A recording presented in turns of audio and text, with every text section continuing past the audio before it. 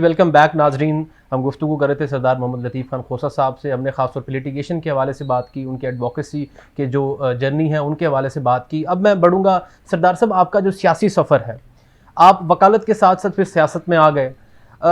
आपके सियासत में क्या मकासद थे? और ख़ासतौर पर मैं बात करूँगा जब मोहतरमा बेनज़ीर साहिबा को आप प्रेजेंट करते थे अदालतों के अंदर, फिर आपको ये गवर्नर की स्टोरी, फिर गवर्नरशिप कैसे ऑफ़र हुई, काइंडली ये नाजरीन को सर बताइएगा। देखें, अगर मैं समझता हूँ कि कायद-ए-आज़म मोहम्मद अली जिन्ना के बाद अगर कोई सही लीडर आया था वो शहीद जुल्फ़िकार अली भुट्टो थे, और उनके बाद मोहतरमा रानी शहीद बेनज़ीर भुट्टो साहबा जो है ये पीपल्स पॉलिटिक्स करते थे। ये जम गफ़ीर होता था। इनका जो है एक विजन इनका ऐसा था कि ये एक मेस्मराइज करते थे। डायनामिक लीडरशिप थी, फ्यूचरिस्टिक लीडरशिप थी। ये पाकिस्तान को जो है आगे ले जाने में ये बहुत ज़्यादा इनकी जो है वो एक सोच भी थी, फ़िक्र भी थी। और काश के हमने ये ना इनको शहीद किया होता, ना इनको कत्ल किया होता, तो आज पाकिस्तान का नक्शा शायद मुख्तलिफ होता। ये जो सारी मिडल ईस्ट में जो हुई है वो हमारा ही, भुट्टो साहब का ही विजन लेकर जो है ये दुबई बना है और ये सारा कुछ जो है डेवलपमेंट हुई है। इसी तरह वो 5 साल जो हमारा प्लान था वो लेकर साउथ कोरिया जो है उसने अपना बजटिंग करके साउथ कोरिया कहीं पहुंच गया। आप देखेंगे हमारे एमिरेट्स जो है वो पाकिस्तानी पायलट्स ने इनको ट्रेन किया, और आज आप जाएं दुबई में जाएं, कतर में जाएं, इस्तांबुल में जाएं, आप तुर्की में जाएं, तो आपको एयरपोर्ट पर जहाज़ ही जहाज़ बड़े बड़े नज़र आएंगे। और ऐसी उनकी जो है एयरपोर्ट होगा जहाँ इतनी ज़्यादा रौनक होगी कि आप देखेंगे तो खुश हो जाता है दिल। और हमारी अपनी एयर फ्लाइट जिसको कहते थे PIA, यानी जो एक फ़ख्रिया चीज़ थी, great people to fly with PIA, तो दुनिया में हमारी शोहरत थी। लेकिन बदकिस्मती हमारी देखें कि हमने ऐसा इन्हतात पैदा, वो जहनी एक जो है हमने कदगने लगाई। एक तो जाहिल मुल्ला ने, आलम तो खैर बिल्कुल उनका तो कोई मुआवजा हो नहीं सकता है, लेकिन हम अगर हमारे जो है माजी को देखें तो हम तिब में हम मुसलमान ही थे। अबू सीना जो है अलजबरा में जो है आप देखें, ज्योमेट्री में आप देखें, फल्कियात में देखें तो मुसलमान छाए होते थे, जबकि ये वेस्ट वाले जो गोरे हैं ये तो उस वक्त इनको केव्स में ये रहते थे, इनको तो इदराक ही नहीं था इन चीज़ों का जो मुसलमानों की जो है कुतुब थी और मुसलमानों की जो गिरफ्त थी इल्म पर और हर चीज़ पर जो है। लेकिन हमारा इन्हतात इसलिए शुरू हुआ इसलिए कि उस वक्त हम अल्लाह के बताए हुए असूल पर कायम और दायम थे, क्योंकि अल्लाह ताला खुद फरमाते हैं कुरान शरीफ में भी कि मैंने तुम्हारे लिए ज़मीन की तहों में और आसमान की फ़िज़ाओं में इतनी वुसअत और ताकत दी है, तुम तजस्सुस करो, मैं तुम्हारे लिए तसख्खुर करूँगा। तो ये जो जज्बा था ना, ये जो तहकीक का जज्बा, ये इस पर हमने कदगन लगा दिया। हमने कहा इससे आगे नहीं सोचना है, कुफ्र के फतवे लगाने शुरू कर दिए। नतीजा ये 100 साल तक तो हमने ये जो है इसको स्याही को हाथ ना लगाया कि ये हराम है, और गोलियां जो थी वो उसको कहते थे कि ये सूर का गोश्त है, इसको मत लगाओ। तो ये ऐसी ऐसी बिदतें हमारे अंदर जो है रच बस गई कि हम अब भिखारी बन के रह गए हैं। दुनिया सारी तहकीक करते हुए ज़मीन की तहों से उन्होंने दुनिया जहान की जो है मादनियात निकाली हैं, तेल निकाला है, यूरेनियम निकाला है, गैस निकाली हैं, और आसमान की फ़िज़ाओं में उन्होंने इंटरनेट जो है फासले तय कर दिए, उन्होंने सुपरसोनिक जेट्स बनाए, उन्होंने फासले समेट कर एक ग्लोबल विलेज बना दी। तो मैं समझता हूँ कि ये जो हमारी ये इन्हतात है ये इसलिए है कि हमारी अंदर जो है वो जज्बा-ए हुब्बुल वतनी जो है, जज्बा-ए हुब्बुल इस्लाम और जज्बा-ए हुब्बुल वतनी, दोनों चीज़ों बदकिस्मती से हम सेल्फ सेंट्रिक हो गए। हमारी ईगो का मसला आ गया है। हम समझते हैं कि मैं ही जो कह रहा हूँ वही अक्ल कुल है और बाकी जो है, तो कलेक्टिव विजडम में ऐसा कभी नहीं होता है। जितना आप लोगों की जो है पीका के ज़रिए से अगर आपने कानून साजी करके आपके मीडिया की सोच पर कदगन लगा दिया और आपको मनपसंद जो है ख़बरें चाहिए तो वो तो जो है ठीक है, वगरना दूसरी जो है इख्तलाफी राय वो फेक है और 3 साल आपको सजा और 20 लाख जुर्माना करने पर आ जाए, तो फिर इस तरह से तो सोसाइटी की ग्रोथ बिल्कुल नहीं हो सकती। बिल्कुल। देखें, इख्तलाफ राय में ही हुस्न होता है, जमहूरियत का भी हुस्न उसी में है, और फिर इर्तकाई मनाजिल भी आप तभी तय कर सकते हैं जब इख्तलाफ राय होगा। तो इख्तलाफ राय होगा तो अच्छी अच्छी नहजें निकलेंगी जिसमें आप तरक्की पजीर होंगे, तरक्की करेंगे। तो मैं समझता हूँ कि ये चीज़ें जो हैं बहुत ज़रूरी है कि हम अपना जो है ये इसको धरती माँ से प्यार करो यार, अल्लाह की रस्सी को मजबूती से थामो, इसलिए कि हमने छोटे छोटे खुदा बना के ना, तो हम अल्लाह की रस्सी से, अल्लाह के रास्ते से, बताए हुए रास्ते से हम भटक चुके हैं। तो जब तक हम अल्लाह की रस्सी को मजबूती से नहीं थामेंगे और समझेंगे कि वही खुदा है और एक ही खुदा है और जिंदगी, मौत, इज्जत, जिल्लत, रिज्क उसी के हाथ में, उसी के हाथ में, जब तक हमारे ये यकीन और ईमान का पुख्तगी नहीं आ जाएगी और हम डरते रहेंगे कि जी पता नहीं ये हाकिम वक्त जो है मेरा शायद ये अच्छी मुलाजमत नहीं देगा, या मेरा जो है ये रिज्क छीन लेगा, या मेरी जो है उस ज़िंदगी को नुकसान पहुंचाएगा, कोई किसी का नुकसान नहीं पहुंचा सकता। सो अल्लाह की रस्सी मजबूती से थामें, और जो जहन आपका सही कहता है, ईमानदारी से अगर हम धरती माँ की खिदमत करें तो ये इसकी अजमतों पर हम पहुंचा सकते हैं। और बदकिस्मती से हमने लूट खसूट में पढ़कर हमने मुल्क को तबाह करके रख दिया है। अवाम गरीब से गरीब तर होती चली जा रही है और अशराफिया का पाकिस्तान बना दिया है जो अमीर से अमीर तर होते चले जा रहे हैं। जी सरदार साहब, इसमें मैं आपका एक पॉइंट ऑफ व्यू जानना चाह रहा हूँ। आपने स्टार्ट भी पीपल्स पार्टी से किया और भुट्टो के और बीबी मोहतरमा के आप एडमायरर हैं, तो फिर उसके बाद ऐसा क्या मामला पेश आया, फिर आप पीपल्स पार्टी से राहें जुदा करके फिर पाकिस्तान तहरीक इंसाफ में बाकायदा से वहाँ पे हिस्सा बने, तो आज तक कोई ऐसा रिग्रेट तो नहीं है पीपल्स पार्टी छोड़ने पे? आज अपने फैसले पे आप मुत्तफिक हैं? और इसमें सर काइंडली बताइएगा।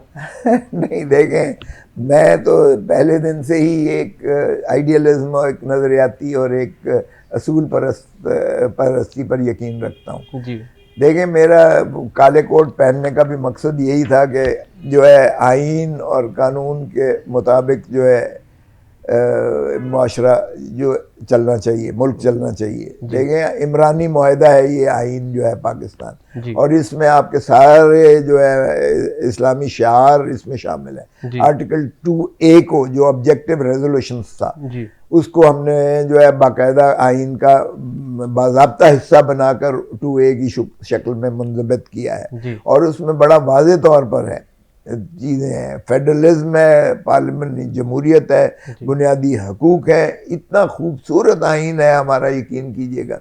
लेकिन बदकिस्मती है हमने उस पर अमल नहीं किया। आइन कहता है कि हक़ हुक्मरानी जो है अवाम का होगा। आइन आर्टिकल 7 में रियासत की तारीफ़ करता है और वो मुक़्तदिर करता है अवाम को नीचे से लेके ऊपर तक, यानी डिस्ट्रिक्ट काउंसिल से लेकर प्रोविंशियल गवर्नमेंट से लेकर प्रोविंशियल असेंबली, पार्लियामेंट से लेकर वफाकी हुकूमत, यही रियासत है। और आर्टिकल 5 कहता है वफादारी रियासत के साथ यानी अवाम के साथ, और पासदारी और ताबेदारी जो है आइन के साथ। ये वाजिब और लाजिम है, चाहे वो आर्मी चीफ हो, चाहे वो चीफ जस्टिस ऑफ पाकिस्तान हो, चाहे कोई शख्स भी हो, तो अवाम का वो खादिम है। इसलिए कि अवाम ही के खून पसीने की कमाई के टैक्स से आर्मी चीफ को भी तनख्वाह मिलती है, चीफ जस्टिस ऑफ पाकिस्तान को भी तनख्वाह मिलती है। उनकी तमाम मराहत जो है वो अवाम के खादिम हैं, अवाम के मुलाजिम हैं। तो इसलिए जब तक आप इस बात को नहीं जो है बावर करेंगे कि असल हुक्मरानी का हक जो है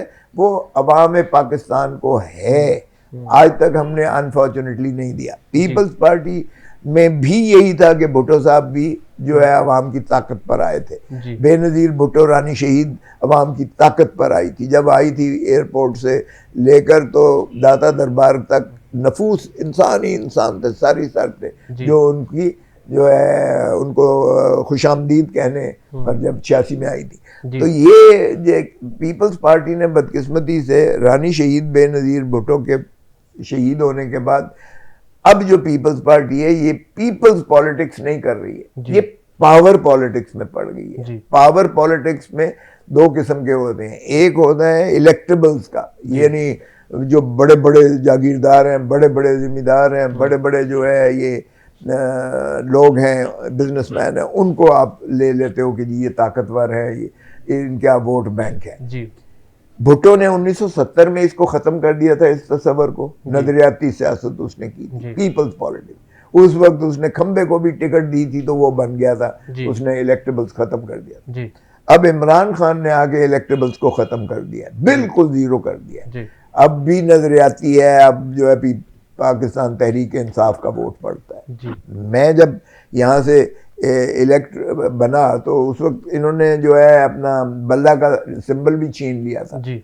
इन्होंने सारी क़यादत को जो है 3 पार्टियां बना दी थी पीटीआई की, एक खटक साहब की पार्टी बना दी थी, एक जो है अलीम खान और तरीन साहब की पार्टी बना दी थी, और पीपल्स पार्टी पीटीआई के सारे जो है कायदीन को इन्होंने जो है पाबा सलासल करके, कुछ तो जो टीवी पर आकर इनके साथ शामिल हो गए वो तो पवित्र हो गए, बाकियों को केसेस बना के इन्होंने जेलों में बंद कर दिया जी। तो ये फिस्तायत जो है नाकाबिले बर्दाश्त थी। मैंने फिर जब जब बाजवा साहब की आर्मी चीफ की एक्सटेंशन की बारी आई तो उस वक्त जो है मैं सेंट्रल एग्जीक्यूटिव कमेटी में था पीपल्स पार्टी की, हमने कहा जी एक्सटेंशन किसी शक्ल में किसी महकमे में भी नहीं होनी चाहिए, इसलिए कि वो महकमे को जो है तरक्कियां रोक देता है, लोगों की जो है जिसकी एक्सपेक्टेंसी होती है, जो ये तवक्को किए बैठा होता है कि अब मैं चीफ बनूंगा, उसका राह जो है रुक जाता है, धक्का लग जाता है और उसमें सरासीमगी और मायूसी फैलती है। तो किसी शक्ल में जो है एक्सटेंशन नहीं होनी चाहिए। लेकिन नवाज शरीफ साहब ने, मोहतरम नवाज शरीफ ने लंदन में बैठ के बाजवा के साथ डील किया जी। और उसके बाद हमने देखा कि हमारी पार्टी भी जो है, हमने जो फैसला एग्जीक्यूटिव कमेटी में किया था जी। वो रात को जो है ओवर राइड कर दिया गया और दूसरे दिन हमने भी अजीम तर कौमी मफाद में पीपल्स पार्टी ने भी उसका साथ दे के बाजवे की एक्सटेंशन करवाई और फिर उस पर अमलदारी आज तक होती चली जा रही है। और उसका बाजवे की शर्त ये थी नवाज शरीफ के साथ कि तो इमरान खान को हटाएगा, इमरान खान को जेल में डालेगा, मेरे सारे मुकदमात ख़त्म करेगा, मुझे पाकिस्तान में लेकर जाएगा और मुझे फिर ताजपोशी करेगा, यानी हुकूमत देगा। तो वही चल रहा है अब, फसाना और फसाद वही चल रहा है। तो मैं इस चीज़ में, देखिए, मैंने उनको से का साथ बड़ा वाज़े तौर पर कहा कि मैंने कहा देखें आप ये जो है पावर पॉलिटिक्स में पढ़ के, ये बूट पॉलिश करके या किसी की जो है कंधों पर सवार होकर इक़्तिदार में, ये पाकिस्तान पीपल्स पार्टी का कभी शिआर नहीं था।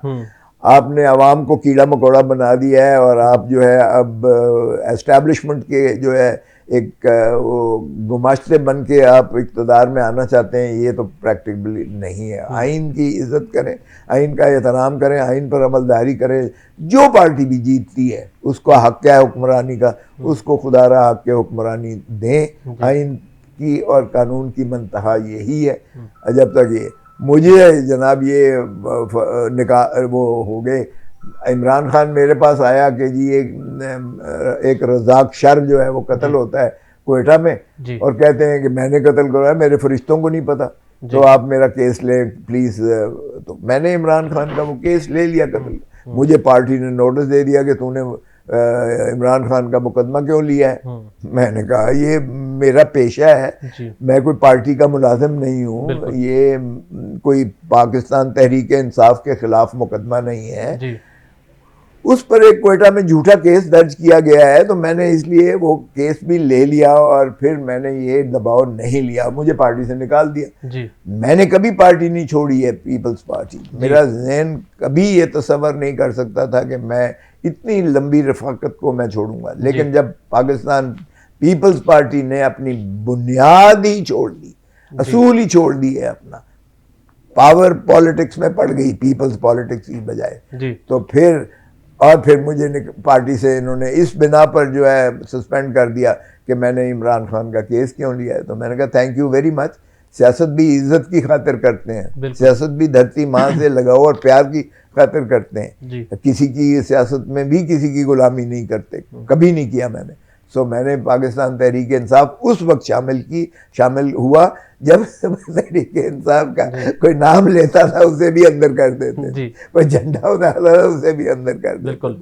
सो मैंने किसी लालच की वजह से नहीं लिया है, और मैं इलेक्शन लड़ना नहीं चाहता था कौमी असेंबली का। मैंने इमरान खान को कहा, मैंने कहा देख यार, मैं जो है एक तो गवर्नर रहा हूँ, फिर मैं वफाकी वजीर रहा हूँ, फिर मैं जो है अटॉर्नी जनरल फॉर पाकिस्तान रहा हूँ, मैं चेयरमैन पाकिस्तान बार काउंसिल रहा हूँ, मुझे एक MNA बनने की ज़रूरत नहीं है।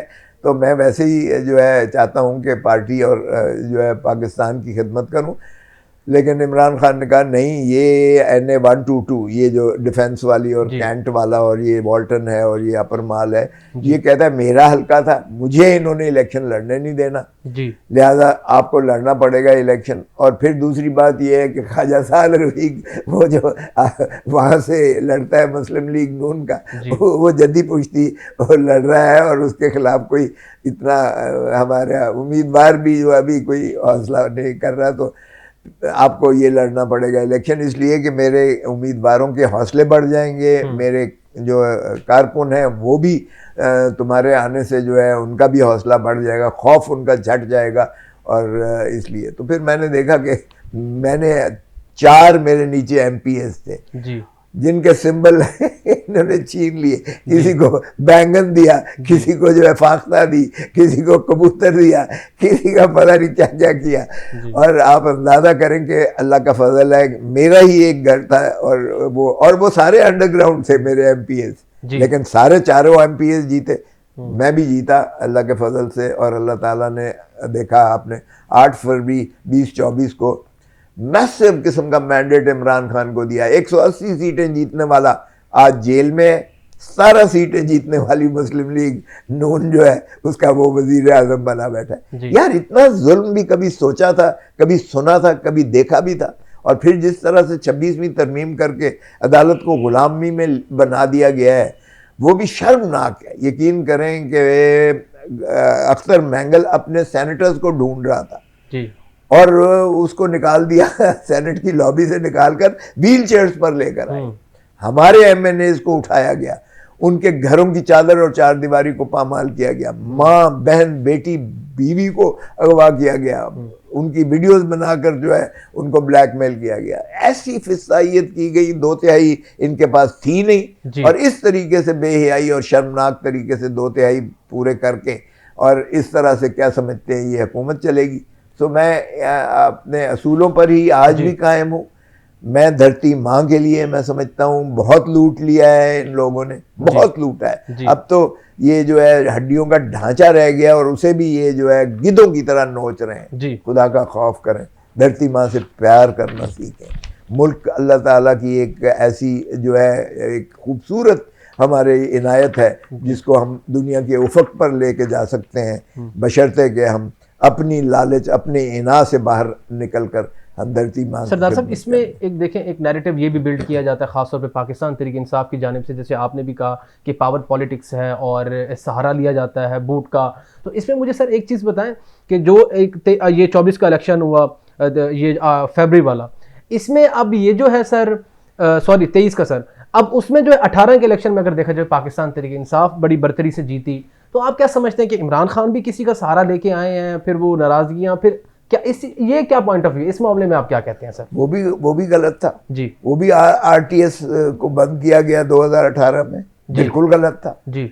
और उसके बाद भाजपा और फैज हमीद जो है वो मेजर तैनातियां, चीफ इलेक्शन कमिश्नर उन्होंने बनाया, नैब का चेयरमैन उन्होंने बनाया, आज भुगत रहे हैं ना जी। लेकिन मैं तो उसको बिल्कुल जस्टिफाई नहीं करता, बिल्कुल हमने कंडेम किया था उस वक्त और आज भी कंडेम करते हैं। लेकिन देखें, आप इमरान खान को कम से कम ये the hard way, he has learned a lesson the hard way. अब इमरान खान कहता है कि ना मैं डील करूंगा, आज डील करे वो प्राइम मिनिस्टर होगा, आज डील करे, मैं अब दावा से कहता हूं। अगर वो डील सुन लो वो कहता है ना मैं डील करूंगा ना मैं मुल्क इन चोरों डाकुओं की तरह छोड़कर और जो है सरूर महल जाऊंगा। मेरा मरना जीना इसी धरती में है, मैं अवाम को हकीकी आज़ादी दिला के रहूंगा, भले ये पाकिस्तान की सारी जेलें ही क्यों ना मुझे फिराए जी। कम से कम उसको ये अंदाजा हो गया है कि there is a defining moment, अब किसी ना किसी तरफ एक तरफ आएगा इंशाअल्लाह। आप देखेंगे कि सुधार की तरफ ही जाएगा जी। आज भी मैं दावे से कहता हूं कि इमरान खान ही हुक्मरानी कर रहा है जी। 3 साल से इमरान खान हुक्मरानी कर रहा है इस मुल्क में जी। ये परेशान है। इमरान खान से तो हम हर हफ्ते मिलते हैं, यकीन करो उसमें कोई परेशानी नहीं है। वो कहता है उसका मुसम्मम इरादा है, और अल्हम्दुलिल्लाह अगर उसकी सेहत भी देखें तो वो एथलेटिक है। वो कहता है कि 1000 गुना मुझे इस सॉलिटरी कन्फाइनमेंट, इस कैद तन्हाई ने मुझे 1000 गुना ज़्यादा स्पिरिचुअली, रूहानी तौर पर, मेंटली, जहनी तौर पर और फिजिकली जिस्मानी तौर पर मुझे मजबूत कर दिया, 1000 गुना ज़्यादा मजबूत कर दिया। आप देखेंगे इंशाअल्लाह कि अल्लाह ताला ने ऐसा ही कायद हमें देना था जो गुलामी से बाहर निकाल सकता है इस कौम को। वगरना यार फिर खाकी हैट वाला ठीक था, वो इंसाफ तो देता था, वो किसी की औरत को तो बेइज्जत नहीं करता था, किसी के घरों में उठा के जो है इस तरीके से जो है तबाह तो नहीं करता था किसी के कारोबारों को। कम से कम फिर तो हम खाकी वर्दी की गुलामी लेनी थी, तो फिर पाकिस्तान में क्या ज़रूरत थी फिर, मुझे बताओ ये करना। सरदार साहब, फिर ये जो लेटर वाला मामला हुआ, चीफ ऑफ आर्मी स्टाफ को लेटर लिखा गया, फिर चीफ ऑफ आर्मी स्टाफ ने ये कहा कि लेटर अगर मेरे पास आया भी तो मैं नहीं पढ़ूंगा, फिर पीएम के पास भेजूंगा, फिर पीएम ने इसका जवाब ये दिया कि मैं भी नहीं पढ़ूंगा। तो फिर अगर ये लेटर लिखना फिर ये डील नहीं है तो इसमें क्या है सर? क्योंकि एक परसेप्शन ये भी अब देखने को मिल रहा है सर मिलिट्री एस्टैब्लिशमेंट और ब्यूरोक्रेसी एस्टैब्लिशमेंट के अंदर कि इमरान खान की सियासत का इख्तिताम हो चुका है, क्योंकि नेशनल सिक्योरिटी के लिए खतरा बन चुके हैं वो। इस हवाले से आप क्या कहते हैं? ये नेशनल सिक्योरिटी का खतरा, इन्होंने लियाकत अली खान को मारा नेशनल सिक्योरिटी की बेसिस पर। इन्होंने मोहतरमा फातिमा जिन्ना को नेशनल सिक्योरिटी रिस्क कहा उस वक्त अयूब खान ने, फिर याह्या खान ने मुजीबुर रहमान को जो है इक़्तिदार ना दिया, पाकिस्तान तोड़ दिया, फिर शहीद जुल्फ़िकार अली भुट्टो को शहीद किया, नेशनल सिक्योरिटी रिस्क कहकर शहीद किया, फिर बेनज़ीर भुट्टो के खिलाफ IJI बनाई, नेशनल सिक्योरिटी रिस्क कहा उसे भी, और नवाज शरीफ ने 75 लाख रुपया लिया। वो आज भी रिपोर्टेड जजमेंट है PLD 1975 अपना 1995 सुप्रीम कोर्ट पेज 1, वो असगर खान के केस में वो रिपोर्टेड जजमेंट है, उसको भी नेशनल सिक्योरिटी रिस्क का, और फिर उसको मार दिया हमने बेनज़ीर को। अब एक और जो हार्ट थ्रॉब है, जो लोगों की दिलों की धड़कन है, इमरान खान, जिसका बाहर में अभी गया हुआ था, 99% ओवरसीज पाकिस्तानी जो है वो इमरान खान के साथ है। आज भी ये यहाँ इलेक्शन करवा लें, हमने तो कहा है ना, फेयर एंड फ्री इलेक्शंस करवा लें। अब पहले तो 17 सीटें थी, अब 17 सीटें भी नहीं मिलेंगी। अरे बाबा, सिक्योरिटी रिस्क अगर कोई है तो इस वक्त ये खुद हैं। खुदा का खौफ करें यार। मुल्क में देखें तो सही, आवाम जो है तड़प रही है, बिलक रही है। आपने बिजली के बिल इतने कर दिए कि लोग बिजली के बिल देने से कासिर हैं। आपने पेट्रोल तेल को इतना बढ़ा दिया है कि लोगों ने गाड़ियां बंद कर दी हैं, या मोटरसाइकिल पे आ गए हैं, या छोटी गाड़ियां ले ली हैं। आपने इतनी महंगाई कर दी है कि लोगों ने जो है प्राइवेट स्कूलों से बच्चों को निकाल के पब्लिक स्कूल में लेकर आने पर मजबूर हो गए। इतनी महंगाई कर दी है कि आपकी दवाइयाँ लोग जो है वो ले नहीं सकते हैं, बीमार उनके मर जाते हैं, लेकिन दवाइयों के वो मुतहम्मिल नहीं है, इतना ज़्यादा कर दिया है। फिर आपने जो है देखें स्टंटेड ग्रोथ आपकी जो है 50% बच्चा जो है आज का वो स्टंटेड ग्रोथ पे पैदा हो रहा है। यानी कल की आपकी नस्ल जो होगी वो जिस्मानी और ज़हनी तौर पर मफलूज होगी। फिर आपने 3 नस्लें गिरवी रख दी हुई हैं ये IMF के पास जो है, जो आज बच्चा पैदा होता है सांस लिए बगैर वो 3 लाख रुपए कर्जे के नीचे पैदा हो रहा है। यार आधी से ज्यादा आपकी आबादी जो है गुर्बत की दहलीज से नीचे चले गई है। कोई पाकिस्तान में अब रहना नहीं चाहता है। लोग बाहर जाते हुए बेचारे कश्ती में डूब के मर जाते हैं, लेकिन फिर भी लोग जा रहे हैं रोज की इस मायूसी से, इस आस से। किस की बात कर रहे हो? सिक्योरिटी रिस्क कौन है? सिक्योरिटी रिस्क मुझे ये बता दो। इमरान खान जो जेल में है वो सिक्योरिटी रिस्क है, या बाहर वाले जो अल्लल्ले तल्लल्ले कर रहे हैं, अपनी तो तनख्वाहें रोज बढ़ाते चले जा रहे हैं, अपनी तो इनकी जागीरें और जायदादें जो है सारी दुनिया में इनकी खपत जो है वो खत्म नहीं होने को आती है। गरीब आदमी का जरा हाल तो पूछें, वो किचन आइटम्स तो पूरे नहीं कर सकता है। उससे पूछें खुदकुशियों पर जो लोग आ रहे हैं, 25 करोड़ अवाम है, कुछ शर्म भी नहीं आती है, हमारी गैरत को कहाँ इन्होंने दफन करके रख दिया है। एक ही है, मैं समझता हूँ इमरान खान, जो आएगा तो पाकिस्तान की जो है संवरेगा और बचाएगा पाकिस्तान को, और पाकिस्तान को अजमतों पर लेकर जाएगा। सर खोसा साहब, फिर कब तक इमरान खान बाहर आ रहे हैं? क्योंकि पाकिस्तान तहरीक इंसाफ के अंदर तो ये एक प्रॉब्लम्स आपको नजर आ रही होंगी, एक तरफ एलिगेशन लगाए जाते हैं गंडापुर साहब कंप्रोमाइज्ड हैं, फिर मरवत साहब को पार्टी से बाहर निकाल दिया गया है, फिर बुशरा बीवी का कहा जाता है कि वो बाइफरकेट कर रही है पाकिस्तान तहरीक इंसाफ को। तो आप क्या समझते हैं, पाकिस्तान तहरीक इंसाफ को क्या लाहे अमल अपनाना चाहिए, और खान साहब कब तक बाहर नजर आते हैं, नजर दे पाकिस्तान तहरीक इंसाफ, इमरान खान ही पाकिस्तान तहरीक इंसाफ है जी। बाकी लोग जो है ना छोड़ दो। और फिर ये माशाअल्लाह आपको पता ही है, मरियम बीबी ने पहले भी जब वजीर आजम थे इनके वालिद साहब जो है नवाज शरीफ, तो वहाँ एक सेल बनाया हुआ था जी। वो डॉन लीक्स वाला सेल, आपको याद ही होगा।